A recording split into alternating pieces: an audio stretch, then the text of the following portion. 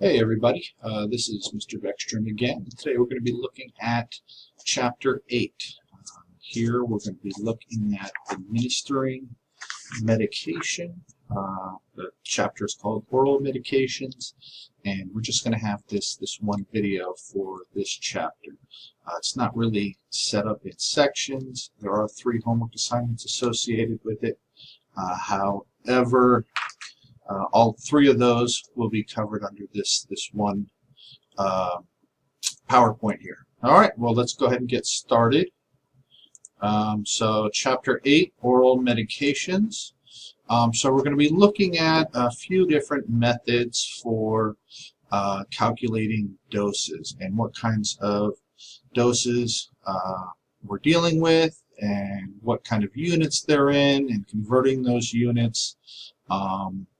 And also whether it's going to be in a tablet form or a liquid form, and how to know how much of each of those to administer. All right, so the first thing is the formula method. This is the main method that we're going to use for calculating dosages.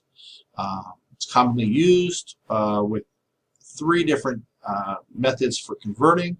We'll take a look at all 3 of those methods. You can use dimensional analysis, ratio and proportion, and moving the decimal point. We've already done a lot of ratio and proportion in some of the earlier chapters, but the dimensional analysis is really similar to using the unit fractions. So don't get discouraged from the long word there. And that's it. So with the formula, it's D over H times Q is equal to our X, where the D is the desired dose that we want, H is the amount of drug that we have on hand, Q is the quantity containing the amount of the drug on hand, and X is the unknown amount to be administered. With a lot of these problems, you'll be able to tell the answer right away, but this is the official way of doing it, and since some of you may be working in a medical field, such as pharmacy, it's very important that you're 100% accurate when you're administering these dosages of medicine. All right, so the ratio and proportion method. We've already done some of this in some of the earlier chapters. This is just setting up a couple of ratios, putting them equal to each other, and then solving for one unknown amount that we'll call X. We use basically the unit fractions here. That means 2 equivalent things in the numerator and the denominator of one fraction, and set those equal to each other. So let's do an example here. Let's say we know that a tablet has 300 milligrams of medicine. We can write that as 300 milligrams over 1 tablet, because both of those are equivalent, or the inverse of that, which is 1 tablet over 300 milligrams. And we're going to be using the ratio that has whatever we're trying to get rid of on the bottom and whatever we're trying to solve for on the top. So once we see what we're starting with, we'll usually put that same unit on the bottom of our first unit fraction there.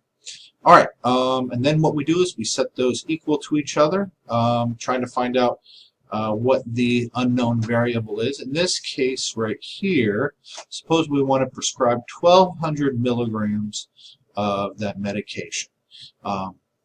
So what do we know? We know we want 1,200 milligrams, but we don't know how many tablets that is. So that's our 1,200 over X, because we want those things to be equivalent, is equal to, and what we know is the strength of the medicine, which is 1 tablet is 300 milligrams of our medicine. So we just set those up as 2 ratios, and then we cross multiply, so 300 times X is equal to 1 times 1,200, or 300 is equal to 1,200, and that leaves X is equal to 4 tablets. Now, if you thought about it beforehand and you said we knew each one was 300 milligrams, we know that that goes into 1,200 4 times.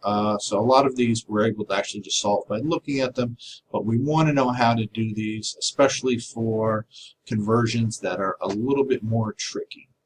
All right, what is dimensional analysis? It's really kind of setting up a unit fraction. So we start with our known amount here. So suppose we need to convert 800 milligrams to tablets, and we have 200 milligram strength tablets. So we want 800 milligrams. So that's what we start with here. And then we don't know how many tablets that's equal to. So we do 800 is equal to how many tablets? Well, now we're going to set up a unit fraction here with the milligrams on the bottom because we want it to cancel out with the milligrams of our starting amount. And then we put the tablets on top because we want to end with tablets. And then we figure out, okay, well, what is the strength? The strength is 200 milligrams per tablet. So then we just set that up as the 200 milligrams over the tablet, cross out those milligrams, and that gives us 800 divided by 200, which is 400. 4. That's 4 tablets. All right. Now there's some other examples. They have some on page 502. Moving the decimal point. Moving the decimal point is especially important when we're talking about 2 units that just have the different part in the front. So you might be looking at one thing with milligrams and one thing with grams, and we want to convert milligrams to grams. We can just move the decimal place over, and we've done this before with other different types of weights. Maybe we're talking about meters and kilometers, or maybe we're talking about what would be another one, kilograms and decigrams. So there's different things that we can take a look at and just move the decimal point over. So, and we use this in combination with our other methods. So let's first try the formula method here, using the moving the decimal point. All right. So suppose we, and go back to the last one here. Suppose we need to find out how many tablets are needed to obtain 0.9 grams of Ziagen. We know that each tablet has 150 milligrams. So how do we solve this? Well, using the formula method, we need to figure out our D, H, and Q. So our D is our desired amount. That's the 0.9 grams, because that's how much we want. The H is how much we have on hand. That would be the 150 milligrams. And the Q is the number of tablets which contain this 150 milligrams, which is 1, because it's one. Each tablet is 150 milligrams. So the first thing we need to do is, since we're dealing with both grams and milligrams, we're going to need to convert one to the other. Here, since our final answer is in milligrams, it's going to be easier to do the conversion to milligrams, because if we did it to grams, then we'd have to do 2 conversions. So we convert the 0.9 grams to milligrams. We're just going to move that decimal place 3 to the right. So 0.9 grams is 900 milligrams. And then we just solve the equation. We put in our desired amount, 900 milligrams, our amount on hand, which is 150 milligrams, our Q, which is 1 tablet, and 900 divided by 150 is 6 tablets. All right, so now let's try moving the decimal point with the ratio and proportion. So it's the same kind of thing here, and we'll use the same values from before, the same problem from before. So we want 0.9 grams of the medication, and we have 150 milligram tablets. So once again, we're going to convert the grams to milligrams by moving the decimal place over 3 to the right. Then we're going to set up a proportion. We know 1 tablet is equal to 150 milligrams. And we don't know how many tablets is 900 milligrams, but we want an equivalent number of tablets equal to 900 milligrams. So once again, we cross multiply, divide 900 by 150, and we get 6 tablets. All right, medication in liquid form. So a lot of times, especially for kids or for even adults that have trouble taking pills, a lot of doctors will prescribe medication in a liquid form. And it's very similar to the other ways we have solved these problems. Let's say we have a label that reads 2 milligrams per milliliter.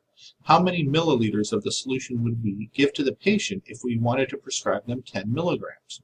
Well, here I'm going to set up a ratio and proportion method in order to solve this. We know that 1 milliliter is equal to 2 milligrams. That's from the label up here. And then I want to know how many milliliters I need for 10 milligrams. So just set it up, cross multiply. That's going to be 10 is equal to 2x, solve for x, and we get x is equal to 5 milliliters. So that's what we prescribe to give them 10 milligrams of our medication.